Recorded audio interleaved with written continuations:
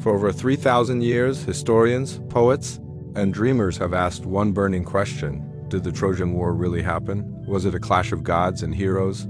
Or one of the world's first great lies? In this video, we're going to uncover the truth hidden beneath centuries of myth, exploring the ruins, the clues, and the secrets buried deep in the sands of Troy.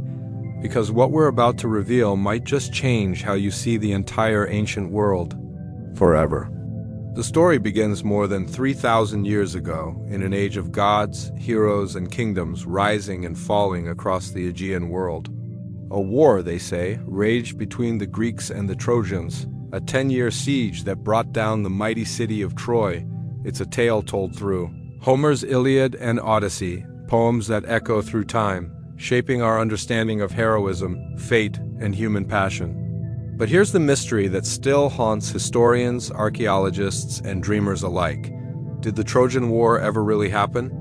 Was Troy a real place, or simply the creation of a poetess' imagination, a legend crafted to give meaning to an age long gone? For centuries, scholars believed Homer's epics were nothing more than fiction. After all, the Iliad and Odyssey were filled with gods descending from Olympus, heroes with divine blood, and fantastical events that blurred the line between myth and history.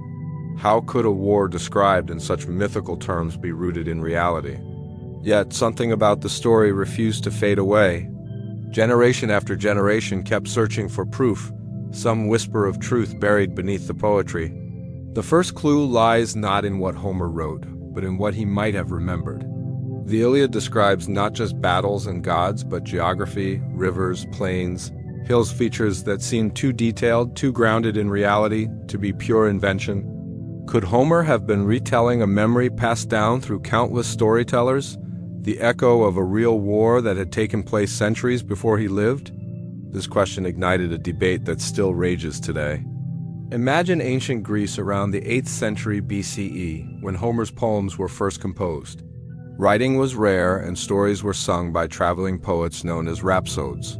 They didn't invent everything, they preserved memories, reshaped and retold through generations. If the Trojan War was real, then perhaps Homer was the final voice in a long chain of oral history, preserving fragments of truth hidden within the myth. Then comes the turning point in this mystery, the 19th century. A man named Heinrich Schliemann, a German businessman with an obsession for Homer, believed he could find Troy. Scholars mocked him. They called the story a myth. But Schliemann refused to believe that one of humanity's greatest legends had no basis in fact. Armed with little more than passion, determination, and a copy of Homer's Iliad, he set out to prove the impossible. In 1870, Schliemann began digging at a mound in northwestern Turkey called Hisarlik. The locals said it was nothing special, just another hill. But as his team dug deeper, layer after layer of ancient city emerged, 9 distinct civilizations built one on top of another, each destroyed by fire, war, or time itself. Schliemann was convinced he had found Troy, the city sung of by Homer, the stage upon which Achilles, Hector, and Helen had played their immortal roles.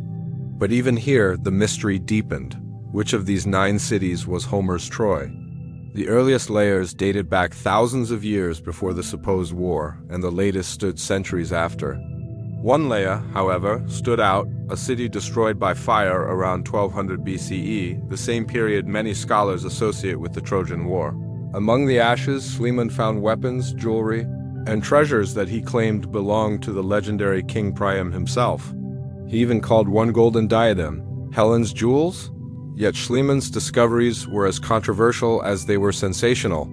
Later archaeologists accused him of exaggeration, even of destroying important evidence in his rush to uncover fame. He had dug too quickly, mixing artifacts from different layers, leaving the true identity of the city uncertain. Some said he had found Troy, others said he had found a Troy, one of many cities that once stood on that same site. But if Schliemann's methods were flawed, his intuition was not. Modern archaeology has confirmed that Hisarlik was indeed the site of an ancient city of great importance, one that was destroyed and rebuilt many times. Later excavations by Wilhelm Dürpfeld and Carl Blegen revealed walls, towers, and gates, structures that matched Homer's description eerily well. The city had been fortified, besieged, and burned more than once. and the timeline of one of those destructions matched almost perfectly with the late Bronze Age collapse, a period of chaos across the Mediterranean. Could the Trojan War have been one of many wars fought during this time? Perhaps the Greeks, known as the Achaeans, had indeed sailed across the sea to attack a powerful city guarding the trade routes to the east. Over centuries, their victory and loss became myth, their leaders transformed into heroes and their enemies into legends. Even so, skeptics argue that we still lack definitive proof. No inscription names Troy, no document records a war between Greece and the Trojans. The evidence remains scattered, shards of pottery, broken walls, and poetic verses written centuries after the fact. But perhaps that's the nature of ancient truth, not found in one artifact, but in the echoes of many. Each discovery adds a new piece to the puzzle, yet the full picture remains elusive. Maybe Troy was real, maybe it wasn't, but the persistence of the story, the way it has survived for thousands of years, suggests something deeper than mere fiction. It's as if the memory of that great city refuses to die, whispering from beneath the earth, daring us to uncover its secret and face the possibility that myth and history might not be so different after all. For centuries, the city of Troy lived only in words, a shimmering vision at the edge of myth, immortalized by Homer but lost to history. Generations of scholars, kings, and wanderers searched for it, only to be told it never existed. The idea of Troy became a ghost, a place both real and unreal, standing somewhere between the human world and the imagination of poets. But what if that ghost was waiting to be found all along, hidden beneath layers of time, sand, and silence? What if the walls of Troy still stood, buried under our disbelief? The story of how Troy was rediscovered begins not with a scholar or a king, but with a man obsessed. His name was Heinrich Schliemann, a self-made German businessman who built his fortune through trade, but built his legend through passion. From childhood, he had read Homer's Iliad and Odyssey not as stories, but as maps. To him, every word was a clue, every verse a coordinate pointing toward a forgotten truth. He believed with unwavering conviction that Troy was not a myth. It was a city that once stood proudly against the Greeks, and he was determined to find it. In the mid-19th century, the academic world dismissed Schliemann as a dreamer. Historians of the time were confident that Homer's tales were nothing more than epic poetry, created to entertain rather than to inform. To them, the idea of a real Trojan War was as ridiculous as believing in Zeus himself. But Schliemann's conviction burned brighter with every doubt. He studied every text he could find, tracing descriptions of coastlines, rivers, and mountains mentioned in Homer's verses. And then, one name began to echo louder than all the rest: Hisarlik, a mound in northwestern Turkey near the Dardanelles Strait. When Schliemann arrived at Hisarlik in 1870, he saw nothing remarkable. It was just a hill covered in dust and silence. But beneath that mound, he believed, lay the city that had haunted poets for centuries. He began digging, and what he unearthed changed history. Layer after layer, city after city, he found not one Troy, but 9, each built on the ruins of the last. Civilization stacked upon civilization, centuries of human life buried in one place. And somewhere among those layers, Schliemann was certain, lay the Troy of legend. The deeper his team dug, the more ancient wonders emerged. They found thick stone walls, gates wide enough for chariots, and weapons forged for battle.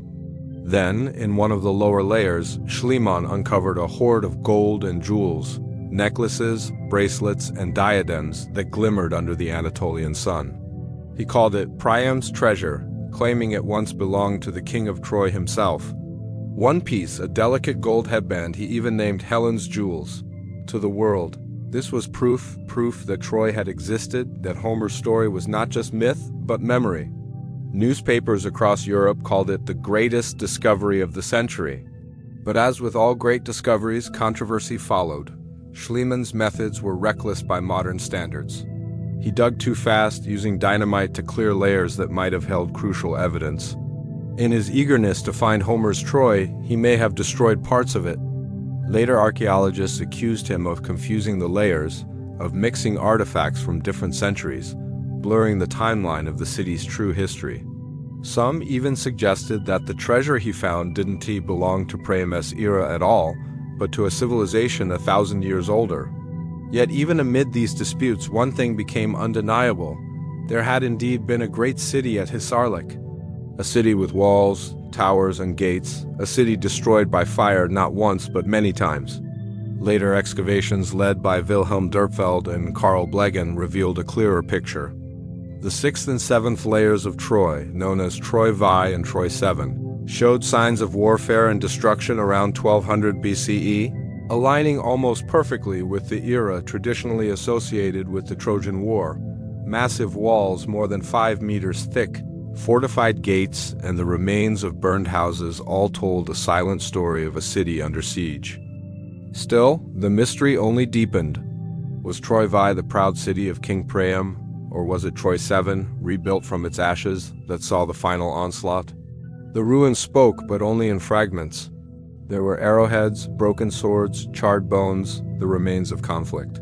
But there were also pottery shards and trade goods from Greece, Egypt, and the Near East, hinting that Troy was not merely a battlefield, but a thriving hub of commerce. Its location near the Dardanelles made it a gatekeeper to the Aegean and the Black Sea, the perfect target for nations hungry for control. Some archaeologists now believe that the Trojan War wasn't a single event, but a series of wars fought over centuries for the same strategic land. Homer may have woven these real struggles into one epic narrative, a tapestry of history and myth stitched together by memory. Others think the story of Troy became a vessel for something deeper, a reflection of human nature itself: pride, love, betrayal, and the lust for power. Every fragment uncovered at Hisarlik seems to whisper both truth and illusion. The massive walls tell of real people defending their home, while the poetry of Homer gives them immortality. Together, they create a space between myth and history where the lost city of Troy still lives, shimmering through the centuries, waiting for us to listen closely enough to hear its heartbeat beneath the dust. Among all the tales of the Trojan War, one story stands above the rest, burning itself into the imagination of every generation since Homer first sang it: the story of the Trojan Horse. A colossal wooden horse, hollowed out to conceal Greek warriors, left at the gates of Troy as a gift, only to unleash destruction when night fell. It is the ultimate symbol of cunning, betrayal, and strategy. A story so powerful that it has survived thousands of years, shaping not only literature and art, but the very way we think about deception in warfare. But behind this iconic image lies one of the greatest mysteries of all. Did the Trojan horse ever truly exist? Or is it a metaphor, a myth, or even a misunderstanding of something far more ordinary, yet equally devastating? Homer's Iliad famously mentions the war, but stops short of describing the horse itself. It is in later works, particularly the Aeneid by Virgil, that the story becomes vivid and fully formed. According to legend, after years of siege and countless battles, the Greeks devised a plan to finally breach the walls of Troy. They built a massive wooden horse and left it outside the gates, pretending to retreat. The Trojans, believing it a peace offering and a tribute to the gods, brought the horse inside the city. By nightfall, Greek soldiers hidden within the horse emerged, opened the gates for their army, and Troy fell. The story is mesmerizing in its drama, perfectly crafted for centuries of storytelling, yet its historical accuracy has always been questionable. For modern historians and archaeologists, the story of the Trojan horse presents a puzzle. There is no direct archaeological evidence of such a device ever existing. No remains of a giant wooden horse have been unearthed, and no inscriptions record its use. Some suggest the story is entirely symbolic, representing trickery or strategy rather than a literal horse. Others propose more practical explanations.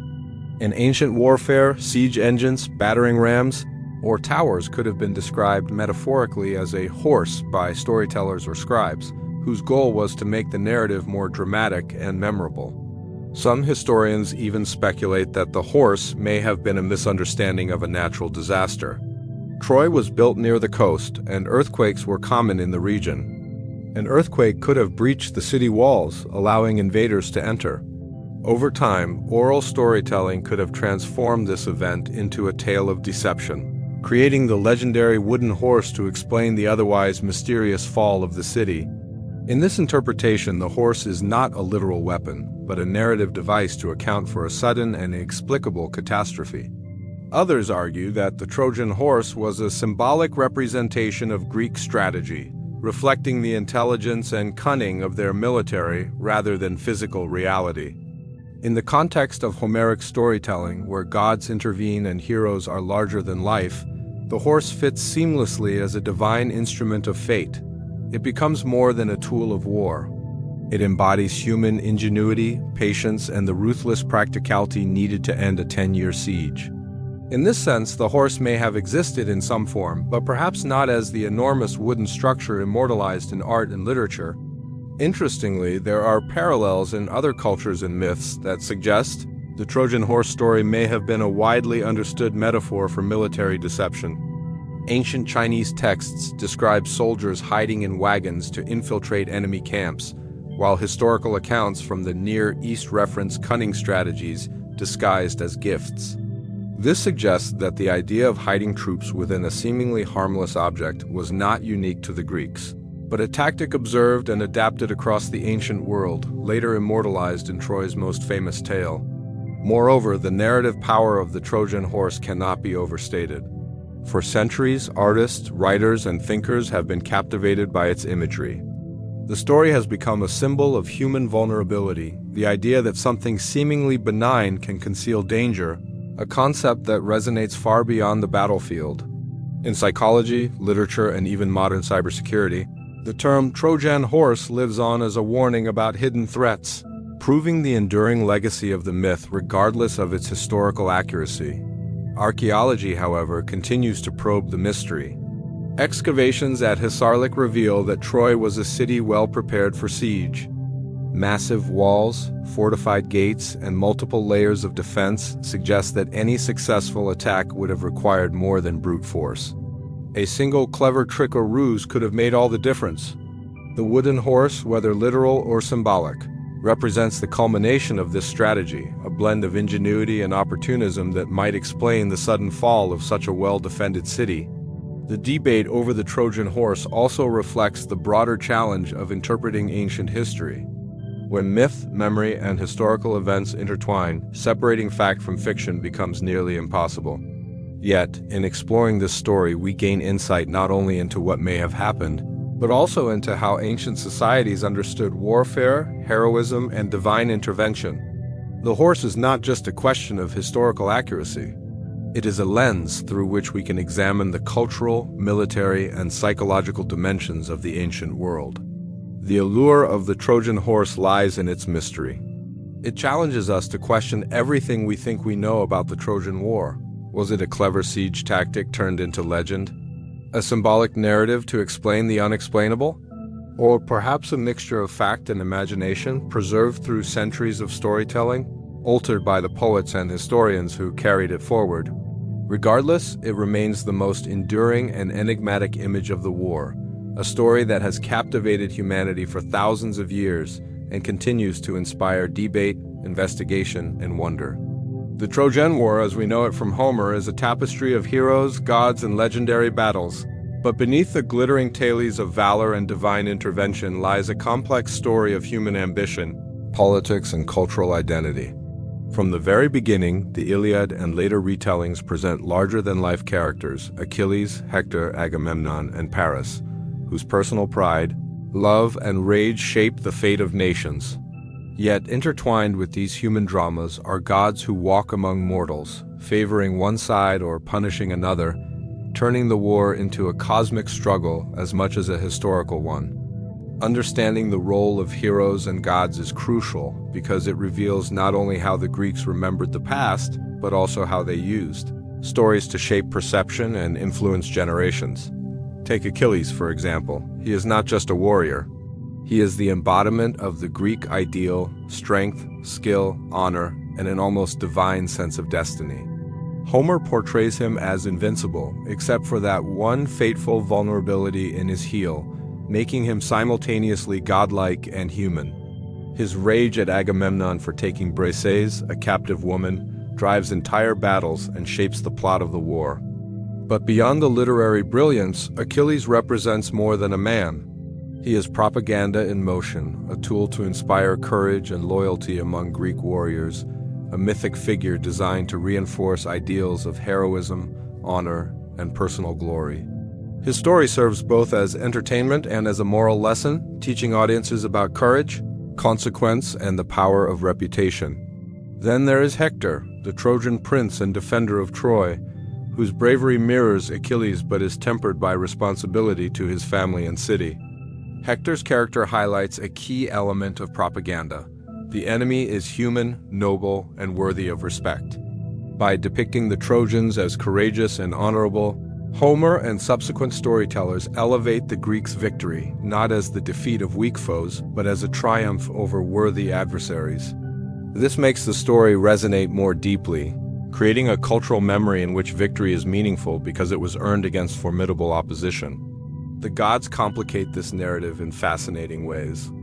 Zeus, Athena, Apollo, and Hera intervene constantly, sometimes directly influencing battles, other times manipulating events to reward or punish mortals. These divine characters reflect more than mythology. They reveal how the Greeks understood the forces that shaped their world. Natural disasters, diseases, and unexplained events could all be interpreted as the work of the gods, giving order and meaning to what might otherwise have seemed random or chaotic. By inserting divine agency into the war, the storytellers could frame human history as part of a larger, moral universe where actions had consequences beyond immediate comprehension. But these gods also functioned as political instruments. Homer's audience would have recognized certain divine allegiances as reflective of regional loyalties, familial connections, or city-state pride.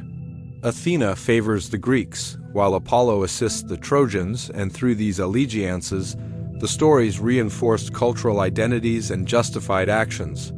The narrative served as subtle propaganda, teaching audiences which gods, heroes, and ideals were worth following and framing conflicts in ways that encouraged loyalty, unity, and a shared sense of destiny among listeners. Moreover, the intertwining of human and divine motivations allows for a unique storytelling strategy. Blame and credit can be assigned as conveniently as needed. A failed attack might be attributed to the will of Apollo, a brilliant victory to Athena's guidance. By framing events in this way, the epic reassures its audience that even the most chaotic or tragic outcomes have purpose, and that mortals operate within a universe governed by higher powers giving meaning to suffering, death, and triumph alike. This blend of heroism, divine intervention, and subtle propaganda also reflects how stories were transmitted through oral tradition. Traveling poets and rhapsodes performed these epics before audiences who expected drama, moral lessons, and cultural reinforcement. Each retelling could be adapted to emphasize different heroes, gods, or morals depending on the audience. Over generations, the war became more than a memory.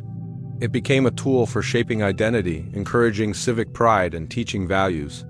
The war itself may have been real or partially imagined, but the stories around it became essential to Greek culture. Even the portrayal of enemies as heroic figures serves a propagandistic purpose. By creating worthy adversaries, the narrative magnifies the glory of the Greeks' eventual victory. Hector dies defending Troy, and the Trojans' bravery makes their defeat poignant. The stories teach empathy, respect, and the nobility of struggle, but they also reinforce the idea that Greek values and culture ultimately prevail, legitimizing both historical conquests and the moral worldview of the society that preserved these epics. The intertwining of heroes, gods, and propaganda in the Trojan War shows us that myth and history are inseparable in the ancient world. Every battle, every act of bravery, and every divine intervention carries layers of meaning designed to entertain, inspire, and instruct. The characters are larger than life, yet they reflect real human concerns: loyalty, honor, power, and destiny. By studying these epics, we are not just witnessing stories of a distant war. We are peering into the minds and values of a civilization that understood the world through the lens of narrative shaping generations of thought, behavior, and cultural memory through the enduring power of storytelling. The quest to uncover the truth behind the Trojan War has long captured the imagination of historians and explorers. And in the heart of northwestern Turkey lies a mound called Hisarlik, a place where the whispers of the past refuse to stay buried. For centuries, Troy was thought to exist only in poetry, a figment of Homer's imagination. But the story changed forever when archaeologists began peeling back layers of history, revealing secrets that challenged the line between myth and reality. Each discovery at Hisarlik has added a piece to the puzzle, creating a portrait of a city that was not merely a setting for epic poetry, but a thriving hub of human civilization, brimming with evidence of conflict, culture, and life. The excavation of Hisarlik began in earnest with Heinrich Schliemann in the late 19th century. Driven by his unshakable belief that Homer's epic contained threads of truth, Schliemann dug through the mound with the fervor of a man possessed. He unearthed 9 distinct layers of occupation, each representing a city built upon the ruins of the last. Schliemann was convinced he had found Homer's Troy, and he celebrated his findings with dramatic flair, claiming to have discovered the treasures of King Priam himself. But Schliemann's methods were hasty, even destructive. He dug too quickly, often with little regard for context, and in doing so, he disturbed the delicate threads of history that later generations of archaeologists would have to painstakingly reconstruct. Despite the controversy surrounding Schliemann, subsequent excavations revealed that Hisarlik was indeed a site of extraordinary importance. Wilhelm Dörpfeld, Schliemann's assistant, introduced more precise techniques and identified architectural structures that suggested advanced urban planning. Massive walls, some more than 5 meters thick, encircled parts of the city. Gates and towers hinted at a sophisticated system of defense built to withstand prolonged sieges. Within these walls, archaeologists found remnants of homes, streets, and storage facilities, revealing that Troy was not simply a military outpost, but a bustling city with economic, social, and cultural significance. One of the most remarkable findings was the evidence of repeated destruction. Layers of ash, charred wood, and collapsed buildings point to a city that faced multiple catastrophic events over centuries. Some layers indicate destruction by fire, while others suggest violent conflict, possibly due to invading armies. The layer known as Troy Viia, dated to around 1200 BCE, is particularly intriguing. Archaeologists have found signs of abrupt destruction, human remains bearing weapon wounds, and hastily abandoned artifacts, all suggesting a violent end that could correspond with the legendary Trojan War, yet the precise cause of the city's fall remains debated, leaving room for speculation, imagination, and continued exploration. Artifacts discovered at Hisarlik have further enriched our understanding of the city and its people. Pottery, jewelry, and tools provide a glimpse into daily life, trade, and technology. Imported goods from the Aegean, Egypt, and the Near East reveal that Troy was a center of commerce, strategically located along trade routes that connected civilizations across the Mediterranean. These findings suggest that the city's wealth and strategic position may have been key factors behind any conflicts, supporting theories that the Trojan War, if it occurred, could have been motivated as much by economics and power as by the abduction of Helen. Archaeology has also shed light on the fortifications and military aspects of Troy. Excavators discovered remnants of towers and fortified gates, constructed with precise masonry and designed to withstand prolonged sieges. Arrowheads, spear points, and fragments of armor reveal the presence of organized combat, suggesting that the inhabitants were not unprepared for war. The meticulous layout of the city, with defensive walls and strategic positioning of buildings, demonstrates that Troy was a sophisticated urban center, capable of both defending itself and sustaining its population over extended periods of turmoil. Moreover, the layered nature of the site provides insight into the long-term history of Troy. Each layer represents a period of occupation, destruction, and reconstruction, showing a city that adapted and evolved over centuries. It is possible that the Trojan War was not a single event, but a series of conflicts that took place over time, woven together into a single narrative by the oral tradition of poets and storytellers. Archaeological evidence supports this idea, illustrating a city shaped by recurring cycles of construction, siege, and rebuilding which could have inspired the epic tales that have captivated humanity for millennia. Modern technology continues to reveal new secrets of Troy: ground-penetrating radar, satellite imaging, and advanced dating techniques allow archaeologists to examine layers without disturbing them, uncovering subtle details about urban planning, resource distribution, and the environmental factors that influence the city's development. These discoveries challenge earlier assumptions and refine our understanding, showing that Troy was more than a backdrop for myth. It was a living, breathing city, a center of human ingenuity, culture, and resilience. Through archaeology, the lost city of Troy emerges from the shadows of legend. Each stone, each shard of pottery, and each charred wall tells a story, offering clues about the people who lived, fought, and dreamed there.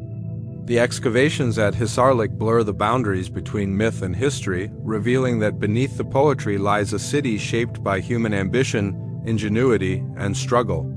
The secrets unearthed at Troy continue to fascinate, drawing scholars, dreamers, and adventurers into a journey that spans millennia, inviting them to uncover the truth buried beneath layers of time and imagination. For centuries, the story of the Trojan War has been simplified to a single dramatic moment: the abduction of Helen, the face that launched 1,000 ships. Helen, Queen of Sparta, taken by Paris of Troy, is said to have sparked the conflict that culminated in the legendary 10-year siege. But when historians and archaeologists look beyond the poetry and legend, a more complex picture emerges, one in which the war may have been motivated not by love or betrayal but by strategy, trade, and the struggle for power in the ancient world. The tale of Helen, dramatic as it is, might have been a narrative device, a symbol that obscured the deeper reasons why armies clashed and civilizations collided. Troy occupied a position of immense strategic importance. Located near the Dardanelles, the narrow strait that connects the Aegean Sea to the Sea of Marmora, the city controlled access to vital maritime trade routes. These routes connected the Greek world with the Black Sea, a region rich in grain, timber, metals, and other resources critical to the economies of the time. Controlling Troy meant controlling trade, wealth, and influence, giving any empire that succeeded over the city a decisive advantage. In this light, the war may have been less about passion and more about practical necessity, a contest for domination over one of the most valuable geopolitical locations in the ancient world. Economic motivations become even clearer when examining the artifacts unearthed at Hisarlik. Excavations have revealed imported pottery from Greece, Egypt, and the Near East, alongside evidence of local production and craftsmanship. Troy was not a remote village, but a bustling trade hub, a city of wealth that would have attracted the attention of ambitious rulers seeking to expand their influence. The city's prosperity, combined with its fortified walls and strategic location, made it a prime target for conquest. A conflict over Troy could have been framed as a war to avenge a personal insult, such as the abduction of a queen, but the underlying cause would have been far more material and political. The political landscape of the Late Bronze Age further supports the idea that the war was motivated by power and alliance rather than romantic drama. Greece was not a unified nation but a collection of city-states, each with its own rulers, armies, and ambitions. Coordinating a military campaign to attack Troy would have required significant organization and collaboration, suggesting that the reasons for the war extended beyond personal vendettas. Strategic alliances, the desire to control trade routes, and the opportunity to assert dominance over rival powers likely played major roles in motivating the Greek coalition that sailed to Troy. Scholars also point to patterns of warfare in the ancient Near East that resemble the Trojan War. Many conflicts of the era were motivated by control of resources, tribute, and trade networks rather than by honor or romance. Cities like Troy, which stood at crossroads of commerce, were often repeatedly attacked and rebuilt. Oral traditions could have transformed these real military campaigns into mythic narratives, weaving together multiple conflicts into a single story centered on Helen. In this interpretation, the Trojan War is not a singular historical event but a composite memory of strategic struggles over centuries. Another factor to consider is the role of propaganda in shaping the narrative. Homer's epics, likely composed centuries after the events they describe, portray Helen's abduction as the cause of the war, giving the story a human and relatable catalyst. This personalization made the tale more compelling, allowing audiences to focus on drama, heroism, and moral lessons rather than the complexities of trade, politics, and economics. By framing the conflict around Helen, storytellers created a story that was easier to remember, retell, and pass down through generations, while the real motivations, control, wealth, and power remained embedded beneath the surface. The geography of Troy itself also played a crucial role in the conflict. The city was situated on elevated terrain, surrounded by fertile plains and accessible to both land and sea approaches. Its fortifications made it difficult to conquer, meaning that any invading force would require careful planning, prolonged sieges, and innovative tactics. The famous Trojan Horse may have been one such tactic, a symbol of clever strategy that reflects the realities of besieging a well-defended and economically valuable city. This further suggests that the war was fought with a clear understanding of military and political advantage, rather than purely over personal honor or revenge. Archaeological evidence supports the idea that the city faced repeated attacks and destruction, indicating that conflicts over Troy were part of broader regional struggles rather than isolated incidents. Layers of burned buildings, weapon fragments, and signs of hurried evacuation point to repeated violent confrontations, suggesting that Troy's wealth and strategic location made it a target for generations. The war described by Homer may have crystallized a particularly dramatic episode, but the root causes, access to resources, trade dominance, and political power, were likely ongoing pressures that defined the city's history for centuries. Understanding the real cause of the Trojan War requires looking past the legend of Helen and considering the broader context of the ancient world. The city's strategic location, economic importance, and political significance provide a framework for why such a prolonged and devastating conflict could occur. While the story of love, betrayal, and heroism captures the imagination, it may have served as a narrative mask, concealing the very real and very human ambitions that drove armies to sail across the Aegean and lay siege to the city of Troy. The Trojan War, as we have explored, is far more than a story of love, betrayal, or the clash of armies. It is a tapestry woven from myth, memory, and the echoes of history, a narrative that has survived thousands of years because it resonates on so many levels. From the haunting question of Troy's very existence to the rediscovery of the lost city beneath layers of earth, we see that legend and reality are intertwined in ways that continue to challenge historians and archaeologists. The ruins of Hisarlik tell a story of human ambition, resilience, and ingenuity, a city shaped by repeated conflict, trade, and strategic importance, whose memory inspired some of the greatest heroes and myths ever told. The mysteries deepen when we examine the Trojan horse, that legendary instrument of cunning and deception. Whether it was a literal siege device, a metaphor for military strategy, or a symbol of unforeseen catastrophe, it embodies the ingenuity and psychological complexity of ancient warfare. Heroes like Achilles and Hector, and the gods who intervened on their behalf, illuminate not only human desires and fears, but also the ways societies use storytelling to preserve values, inspire courage, and frame morality. These epics, layered with propaganda and cultural meaning, ensured that the memory of Troy lived on long after the city itself had fallen. And yet, beneath the poetry lies a more practical truth. The Trojan War, if it occurred, was not simply fought over a single queen. It was a struggle over resources, trade, and power, a reflection of the economic and political realities of the ancient world. The city's location at the crossroads of empires made it a prize worth fighting for, and the stories passed down through generations transformed these very human conflicts into legends of divine intervention, heroic valor, and eternal drama. In the end, the Trojan War challenges us to rethink the boundary between myth and history.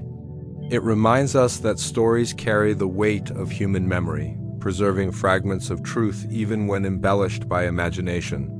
The walls, artifacts, and ashes of Troy whisper of lives lived, battles fought, and civilizations shaped, while Homer's epics immortalize the passions, fears, and hopes of a world that no longer exists. The war, the city, the heroes, And the gods continue to captivate us because they represent the timeless interplay between reality and story, between history and imagination. Troy remains a mystery, partly discovered, partly imagined, but its enduring legacy is undeniable. It is a symbol of human ambition, creativity, and the power of narrative to transcend time. By exploring its secrets, questioning its myths, and uncovering its truths, we not only illuminate the past, but we also gain insight into the stories we tell ourselves today and the way legends shape our understanding of the world. The Trojan War may never be fully solved, but its mysteries continue to call to us, inviting each new generation to uncover, interpret, and marvel at one of history's greatest enigmas.